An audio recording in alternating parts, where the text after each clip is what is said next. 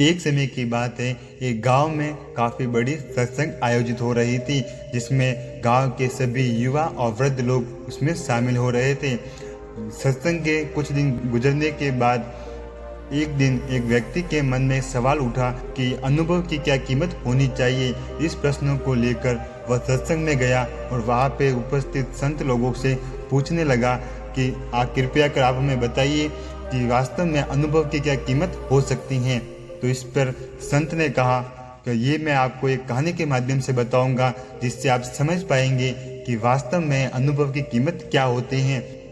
सत्संग में उपस्थित सभी लोगों के मन में यह जानने की तीव्र इच्छा हो रही थी कि वास्तव में अनुभव की क्या कीमत हो सकती है, क्योंकि अक्सर युवा लोग बुजुर्गों की इस तरह मजाक उड़ाते हैं, क्योंकि उन्हें ये इल्म नहीं होता है कि जो अनुभव उन वृद्ध लोगों के पास हैं वो उनकी पूरी ज़िंदगी की पूंजी है। अगर वो उन्हें मिल जाए तो उन युवा लोगों का ज़िंदगी काफ़ी हद तक सुधर सकती है।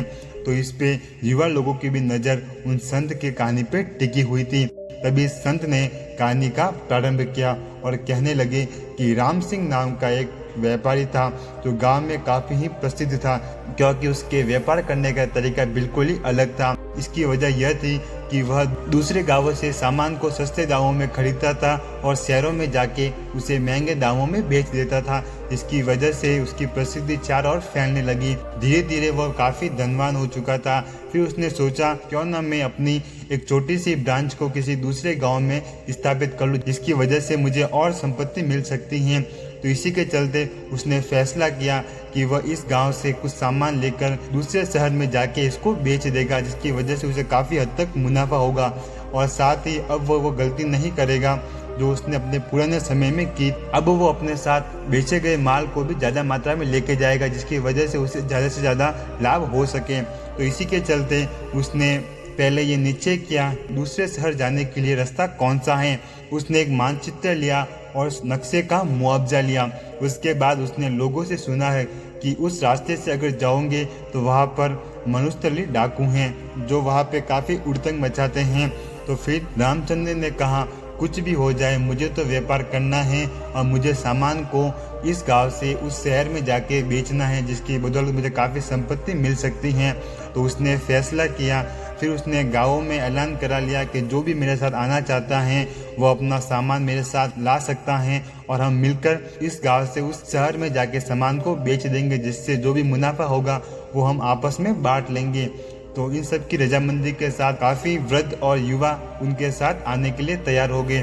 तो इसी के साथ फिर उसने फैसला किया कि ठीक है हम फलाना तारीख को यहाँ से रवाना होंगे। उस दिन जब रवाना होना था बैलों की संख्या भी अधिक थी, जिसमें काफ़ी हद तक माल लदा हुआ था। अब राम सिंह के दिमाग में सिर्फ एक ही प्रश्न चल रहा था कि कैसे भी करके हमें मरुस्थली डाकू से निदान पाना होगा, क्योंकि वही है जो हमारा सामान लूट सकते हैं। काफ़ी मील चलने के बाद उनमें से युवा व्यापारी कहने लगे कि हम आपके साथ नहीं आ सकते, क्योंकि आप वृद्ध हो, आपकी रफ्तार भी काफ़ी धीमी है, जिसकी वजह से हमें शहर पहुंचने में काफ़ी वक्त लग सकता है। तो इसी के चलते उन्होंने फैसला किया कि हम अपनी दूसरी टोली बनाएंगे और वहां से चले जाएंगे। तो फिर उसमें से राम सिंह ने बिना कुछ विरोध करते हुए कहा कि ये आपकी खुद का फैसला है, क्योंकि हर इंसान को फैसले लेने की ताकत है। और साथ में कहा कि जो भी गणपत की टोली के साथ जाना चाहता है वो उनके साथ जा सकता है।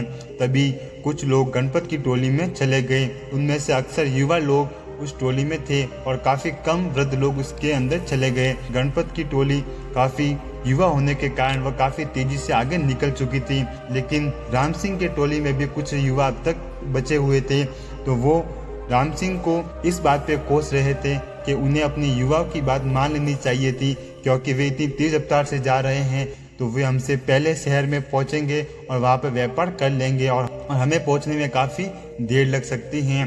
कुछ समय गुजरने के बाद जब मनुस्थल की सीमा शुरू होने लगी तब राम सिंह ने कहा कि तुम्हारे पास जो भी सामान हो उसमें जितना भी संभावित पानी हो सकता है उसमें भर लो।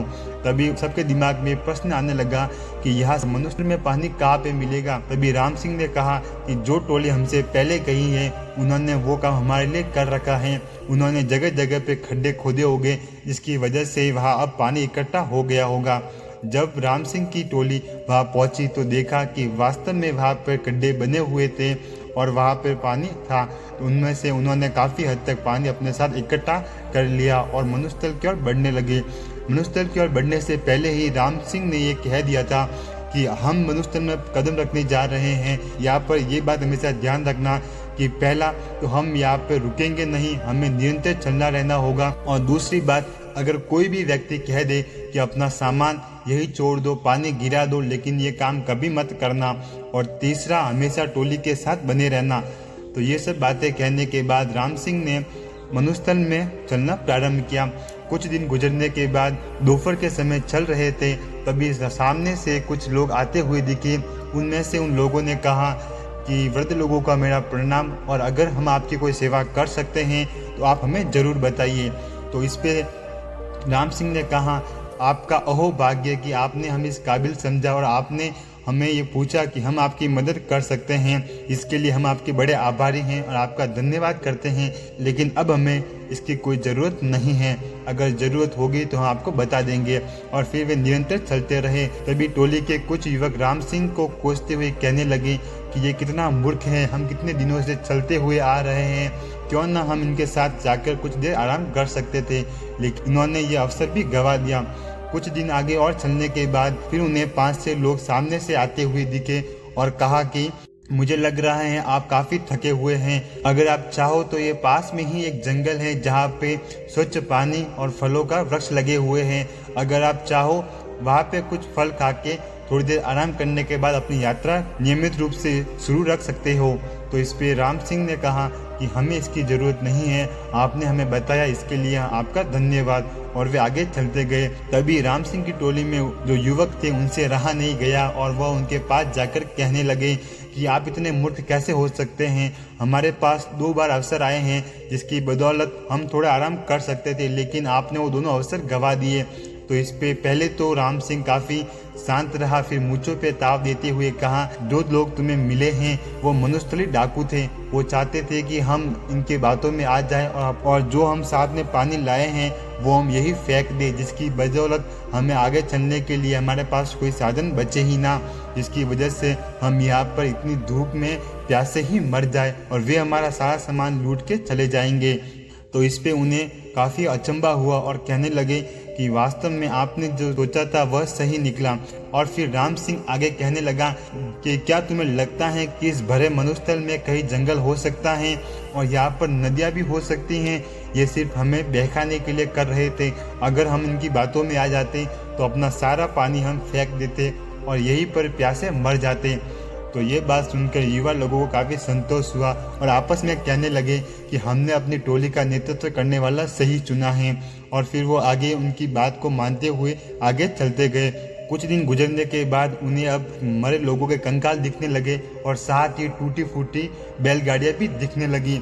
तो उनमें से काफ़ी लोग आश्चर्यचकित होकर कहने लगे कि ये तो गणपत की टोली के ही लोग हैं। राम सिंह के टोली के लोग अपना दुख जाहिर कर रहे थे। इस पे फिर राम सिंह ने कहा ये इनकी गलती नहीं है, क्योंकि इनके पास अनुभव नहीं था। ये सिर्फ अपनी युवा शक्ति के बदौलत यहाँ तक पहुँचे और ये सोच रहे थे कि हम बिना अनुभव के ही यहाँ से आगे निकल जाएंगे, लेकिन ये यहाँ मनुष्य डाकुओं के चपेटे में आ गए और उनकी बात मानते हुए उन्होंने अपना सारा पानी और खाने का यही छोड़ दिया, जिसकी बदौलत उन्हें अब प्यासा ही मरना पड़ा। और ये सुन के फिर वो धीरे धीरे आगे बढ़े और कुछ दिन और गुजरने के बाद वे अपने नए शहर में पहुंच गए थे और वहाँ पर अपना व्यवसाय शुरू किया और काफ़ी ज़्यादा मात्रा में वहाँ से धन अर्जित किया और वह धन वादे के मुताबिक और सभी लोगों के हिस्सों में बांट दिया। प्रवचन में उपस्थित सभी लोगों के चेहरों को और देखते हुए कहते हैं, राम सिंह ने अपने अनुभव के दम पे इन सभी टोली को सुरक्षित दूसरे शहर में ले जाया गया, क्योंकि उसे पता था कि किस समय कौन सी मुश्किलें आएगी, जिसकी बदौलत हम उससे आसानी कर सकते हैं। निश्चित ही युवाओं में काफ़ी ऊर्जा होती है कि वो किसी काम को जल्दी से कर सकते हैं, लेकिन उनमें एक चीज़ की कमी होती है, वह है अनुभव। अगर उन युवा शक्ति के साथ अगर अनुभव मिक्स हो जाए, उनको सफल होने से कोई नहीं रोक सकता, क्योंकि अनुभव कमाने में पूरी ज़िंदगी निकल जाती हैं और जो काले बाल होते हैं वो भी सफ़ेद हो जाते हैं। इसकी वजह से अगर आपके पास कोई वृद्ध लोग हैं तो आप उनका आभार व्यक्त और उनके जीवन से अनुभव लेने की कोशिश करो। वे वैसे भी काफ़ी दिनों तक इस दुनिया में रहने वाले नहीं हैं, क्योंकि अब उनके जाने का समय है। तो अगर हो सके जितना तुम ज्ञान उनसे लेना चाहो उतना ले सकते हो, क्योंकि वो अब जिस उम्र में जी रहे हैं वो आपकी उम्र की 2/3 या 3/3 हो सकती हैं, क्योंकि अनुभवी वो कुंजी हैं जिसकी बदौलत आप कोई भी काम निपुणता से कर सकते हैं।